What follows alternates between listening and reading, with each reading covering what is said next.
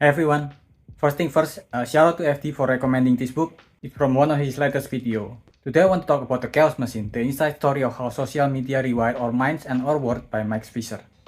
Marketing has always exploited our weakness and ignorance in order to sell us something. News article has always been marketed as knowledge. Vitamin has always been marketed as a healthy alternative to living healthy. Self-help book is marketed as a productive use of time, even if you keep reading the same things. Social media is something which has only existed less than a generation length. But even though it hasn't been a while since we have them, it has become such a big part of our life. It marketed itself mostly by only showing themselves as beneficial platform, which is what happened to, for example, YouTube Rewind, while targeting our inability for self-control and our inherent nature to respond. The reason is a neurological chemical called dopamine, the same one Parker had referenced at the media conference. Your brain releases small amount of it when you fulfill some basic needs, whether biological, hunger, sex, or social, affection, validation.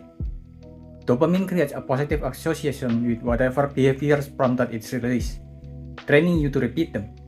But when that dopamine reward system gets hijacked, it can compel you to repeat self-destructive behaviors, to place one more bet, binge on alcohol, or spend hours on apps even when they make you unhappy. What is worse is that it also targeted our nature to respond to things we don't like or we don't agree with.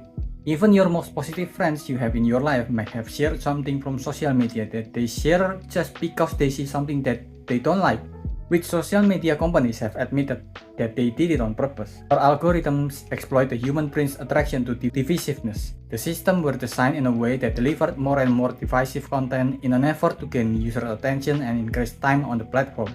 That's why most social media remove their dislike buttons. And that's why most social media will show the comment with most replies at the top even when compared to the most likes. Social media will reward you with more exposure the more you rile people up. So if you're chronically online all the time on social media, you'll notice more and more conspiracy theory groups or contents that are not from the most informed of people, but always the most addicted to social media kind of people. The people who have fallen victim to social media addiction because of how it maximizes its consumption full, so you'll keep checking your phone and your social media even when you don't have to. Intermittent variable reinforcement, the concept, while sounding esoteric, is devilishly simple. The psychologist P.F. Skinner found that if he assigned a human subject a repeatable task, solving a simple puzzle say, and rewarded her every time she completed it, she would usually comply, but would stop right after he stopped rewarding her. But if he doled out the reward only sometimes and randomized its size, then she will complete the task far more consistently, even doggedly, and she would keep completing the task long after the reward has stopped altogether, as if chasing even the possibility of a reward compulsively. And again, to make it even more worse, once these people consume some conspirational content, they will be notified for other conspirational content since the system will notice that they have very similar behavior as the people on other conspiracy groups. This is why when you have that relative on the chat group that started to share one conspiracy, they'll eventually start to share other kind of conspiracy. This is because we react to emotion. It's in our nature, and the stronger the emotion is, the stronger our reaction are. Social media amplify the spread and the scale this emotion escalate, especially now when the too woke or not woke are using social media as their moral grand-setting competition arena, where it can be easy to get sucked into them even when these people most likely don't even know what the word means, even though both sides came from social media marketing mostly. The most effective approach, the one that in retrospect we should have perhaps been warier of using, was identity conflict, liberals versus conservatives, which can and have led to a lot of really nasty stuff around the world that the book took time to recount for us. From the rise of Facebook, then 4chan, 8chan, Reddit, and even Twitter and YouTube.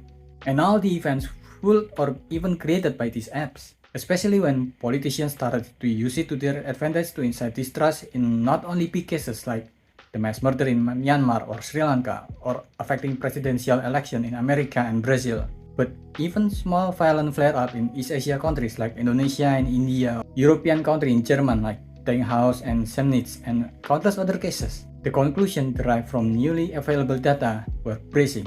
Online norms of ever-escalating outrage and conflict could transform ancient social emotion from a force for collective good into a tool for collective self-destruction. This technology, by training us to be more hostile, more tribal, and more prone to seeing out group members as less than purely human, might be doing the same to society and politics as a whole. Some of the smartest people on earth build these social media apps and maximize it to hack your brain so you'll spend more time on them. And the companies behind this app won't help us on how we should navigate it because doing so might slightly reduce their bottom line. People routinely act against their self-interest. We drink or eat out to excess, use dangerous drugs, procrastinate, indulge temptation of narcissism or hate. We lose our tempers or self-control, or moral footing. Whole world of expertise organized around the understanding that our impulses can overpower us, usually to our detriment. It was a central truth of the human experience, incompatible with economies of exponential growth, and so was conveniently forgotten. So this book is a great reminder. It is highly detailed and researched. It even have brief passages mentioning how weird the attempt at clumping PewDiePie with white nationalists was, which is a rare fiction of the guy even now. I highly recommend the book, even though it's something that can be difficult to read. I think it can help us navigate this environment better. That's about it.